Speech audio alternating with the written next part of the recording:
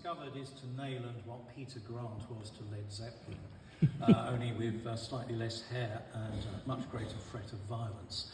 So, as a recent arrival to Nayland, I'm here in this holy place to make my confession, because I'm an economic migrant from Berkshire. Have you been to Berkshire, anyone? Yeah, well, you'll know it's a terrible place. Unimaginable deprivation in Berkshire. Directors of hedge funds, nannies down to their last Range Rover. Hordes of feral, unemployable human resource managers roaming the Serengeti of Reading. Unemployed IT consultants in the gills and alleys of Henley upon Thames, muttering feebly, "Turn it off, turn it on again." And you can't even book a Pizza Express because Prince Andrew's there ordering pepperoni and alibi. Anyway, Rishi says to me, "Look, Miles, if you want to migrate from a third world county like Berkshire, well, you've got a choice, mate. It's Rwanda or Nayland." And we haven't told the House of Lords about Nayland yet. So there was much hesitation, may I say. And you try finding a people smuggler able to get a rubber dinghy up the A12 through those roadworks. But here I am, and very pleased, I may say, to be in the youth wing of the village.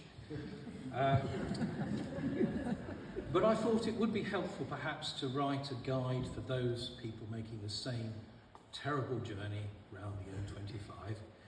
So I thought I'd begin a dictionary of local terms. So here goes. Banker, man who can afford a drink at the pub. Anchor, Yorkshireman visiting the pub. Anchor, but anchor, Yorkshireman able to afford a drink but is unlikely to buy you one. Anchor. No, sorry, at this point I ran out of paper. But apparently this is a local tradition about an incomer, usually from Berkshire, who loses all his clothes in the pub. Consequently, causes conniptions in Bear Street. Think about it. Receives sentence in Court Street, and then punishment in Birch Street, and is left to rue his luck with the other down and outs in Fen Street. You can always tell a lot about a place by its calendars, and Nayland is famous for its calendars depicting glorious scenery, wonderful wildlife, fabulous architecture.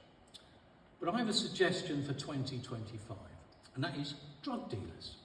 There are some wonderful drug dealers in Nayland, and they can usually be found here, 10 o'clock, Wednesday morning.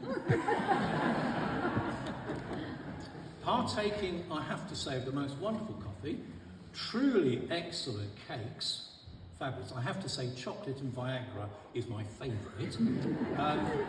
And did you know actually Viagra is very good for your short-term memory? And now I can remember why it is my hair keeps standing on end.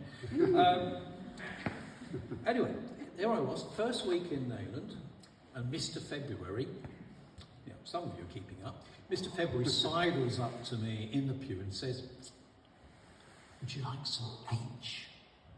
H? Yeah, preparation H. You look like you could do with some. How about, are you sorted for E? E? Embrocation, mate. You look like you could do that as well.